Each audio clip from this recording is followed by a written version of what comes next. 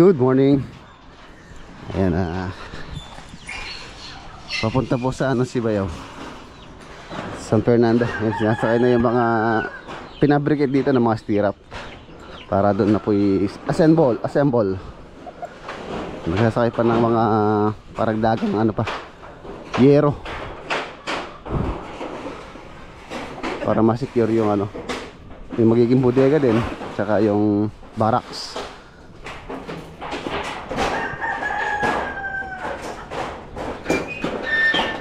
Then ang pwede lang sa Eden, panakaplogan ng kanal. Kahit pantay lang doon sa kanal. Dito ang lumang Yero Bambol, ikailogan ng kanal Makanyan. Ang ganitang malating ito lang sa pangita. Panabing nyo ako rin. Pantabing doon sa doon. Mayroon po kasing kanal doon sa may harapan. So pwede namin takpan nung Yero yun. Padala mo lang rin. Ang po yan, pwede yung panakapit ng kanal yan. Yung matibay yan.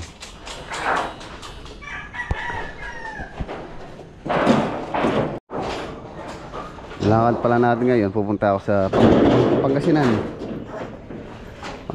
project.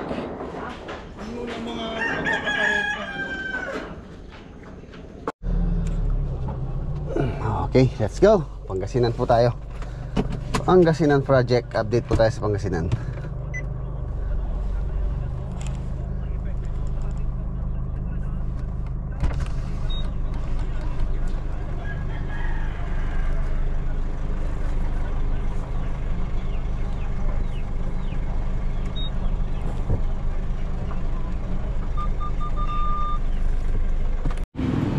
Ayan, nandito tayo sa MDMB.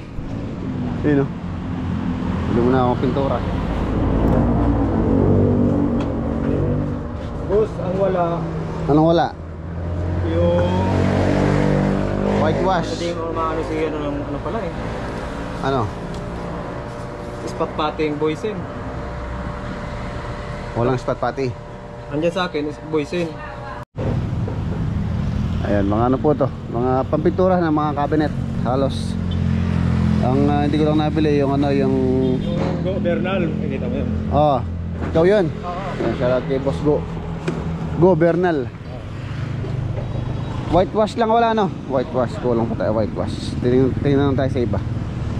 Naubusan sila ng whitewash. Babies. Okay na.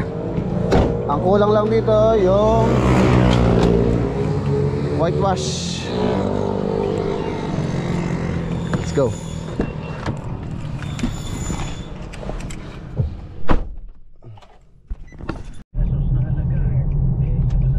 Ayan, nandito na po kami sa Rosales Villasis exit.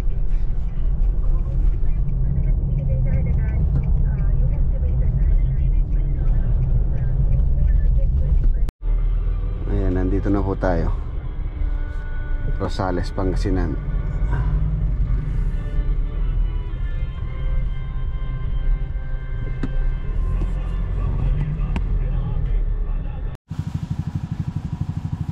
Ayan na mga boss, nandito na po tayo dito sa Rosales, Pangasinan project. Ayan, nag-bakasyon po yung mga tropa dito nung December 22. Resume kami January 6 na hapon. Halos konti na lang naman po yung ginagawa rito. Marami na lang gagawin dito is paintworks, pintura. Okay na yung bakod. Ito mga cabinet na pina-additional ni client to.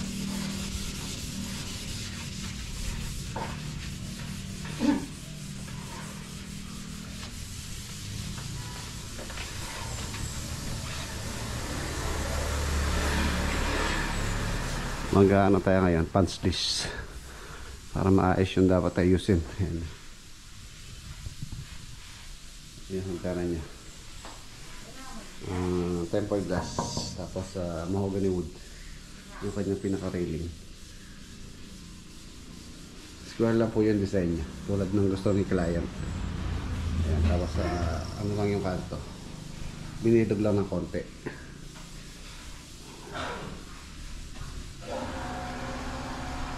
mahogany wood yung kanyang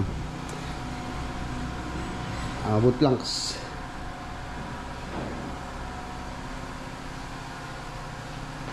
Yung kanyang dining PVC panel Nara.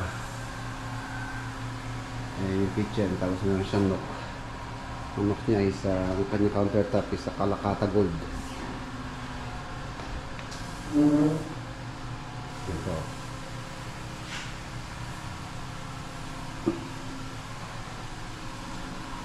Functional na rin kung kanyang faucet.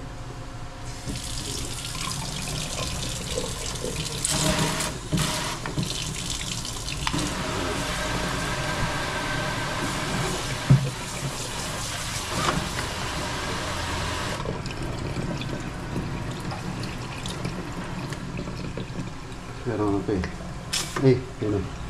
Ano ng baso? Sample ito. Yung ulan dito.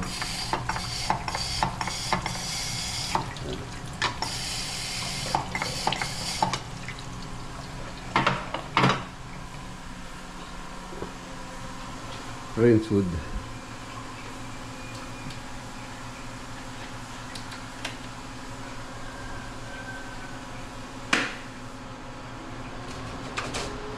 Okay. Mga cabinets. Ayan. Tapos adjustables. Meron siyang shelf support. Push to open po yan. Meron siyang ano. Ayan. Wala na siyang handle. Meron din dito. Ayan. Push to open. Ref. Ay, may laman na. Knock. Knock twice, see inside. Knock. Ayun. Linis na lang itong ceiling pagka okay na. Palinis na natin dito. Sa taas din, okay na. Checkin ko.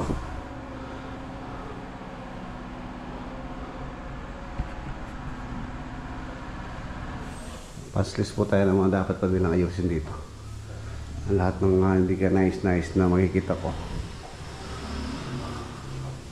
Master bedroom. Walk-in closet.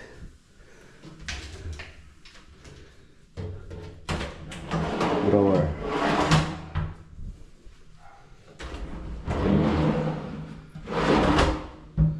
Yes. Yes. May hanggang.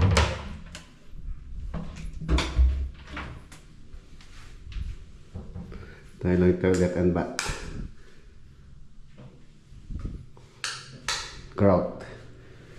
Grout yung kailangan pa ayusin dito.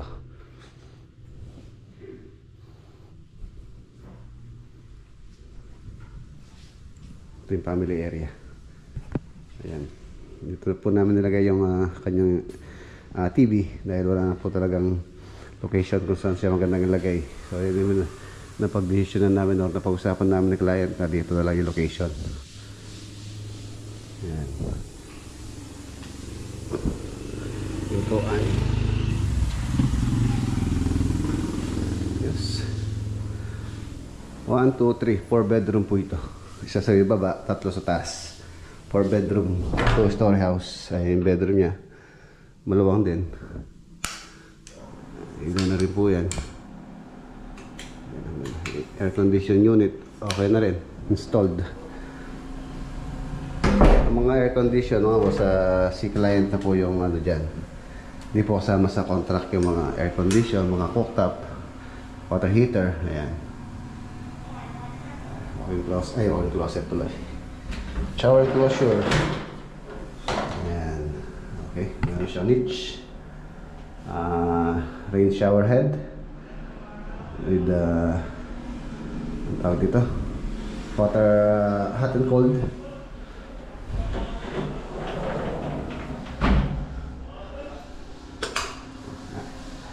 Dito sa isang bedroom. bedroom. Ayan, ganito. Ganda. Meron na rin siyang bed frame. May ayan na rin foam Eurotex premium mattress. Ayan, mattress, the sleep specialist.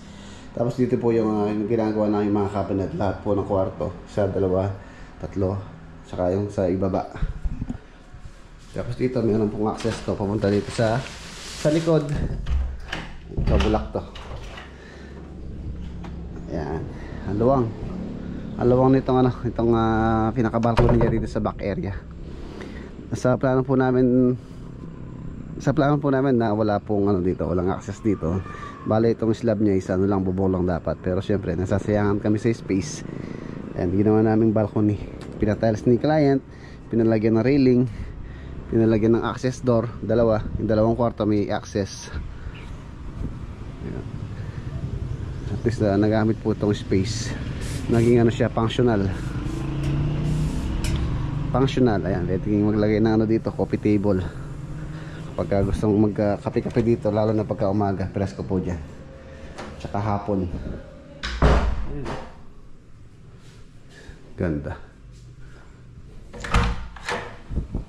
So yun, siguro more or less mga 2 weeks sa patapos na kami dito. More or less 2 weeks.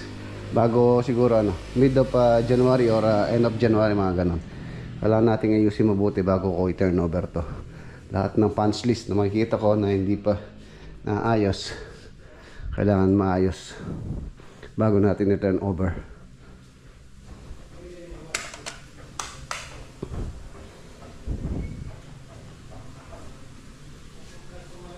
Taas, okay na sa taas.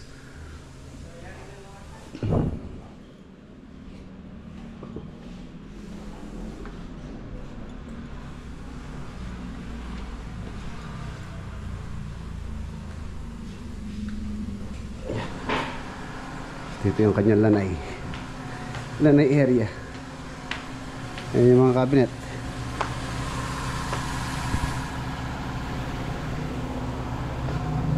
Lanay.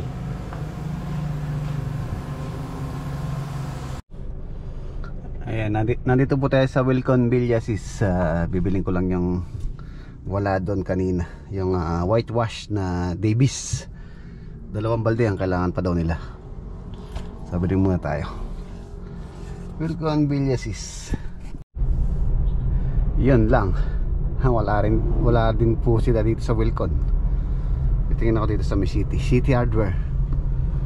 Wala silang stock ng whitewash. Maganda kasi yung kulay na yun, kaya po kakaubusan ng whitewash. Ang whitewash po yung kulay ng bahay nung kulay ng bahay dito sa project natin dito sa Rosales. Yun po yung whitewash. Yung bakod po kasi alos ganun din yung kulay. Ayun, City Hardware. Dito tayo ang tatanong. If ever na wala, so wala talaga. Sa Pampanga tayo talaga makakabili. Papa-order na lang ako dun sa aking supplier kay MDMB. Ayan, City Hardware. Dito na tayo. City Hardware.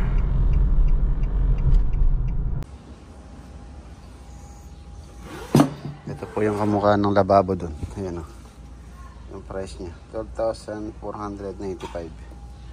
Ayan, ganito po yun nandun. Ito.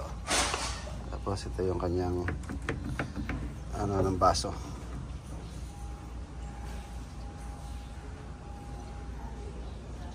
$11,000. $15,000. Meron po tayo nakita dito. Okay na. Nabili na natin yung kulang na pintura. Let's go, balik tayo sa site.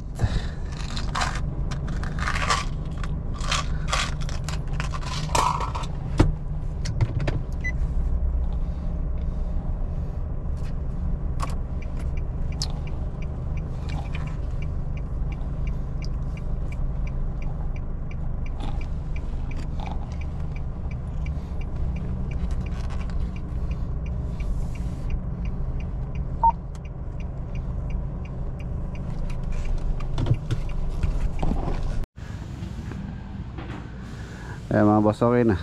Ayun po yung ano, yun po yung whitewash ang kulay. Davis Paint ang brand ng pintura po na ang ginamit namin dito. Ayan. Whitewash. Gagamit rin po kasi dun sa bakod doon yun. Sa kabila.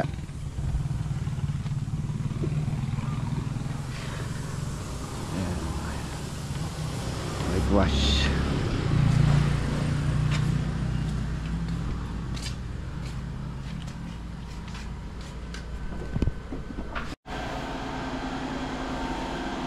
Okay na.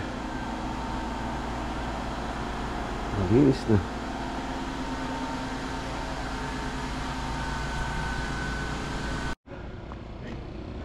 So ayan mga boss, uwi na tayo. Kasama natin si Master Denden. Dahil meron po tayong kailangan gawin.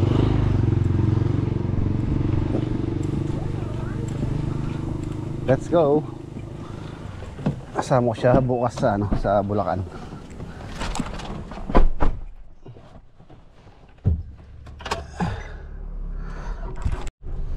Ayan na, nandito na po kami sa farm.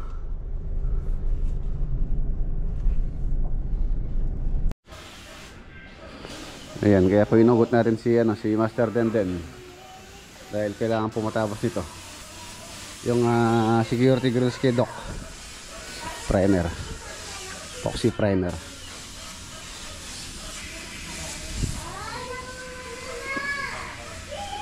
Ayan, simpleng design lang yan, 1x2 tapos 1x1.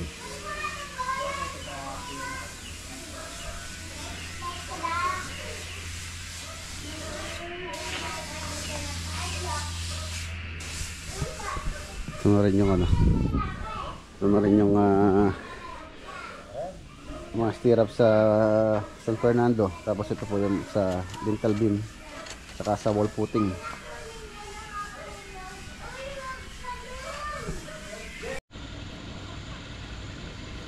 So ayan na mga boss, dito ko na po tatapusin yung ating simple yung vlog for today. Kita-kita po tayo bukas sa next upload. Paalam po, God bless. Ingat.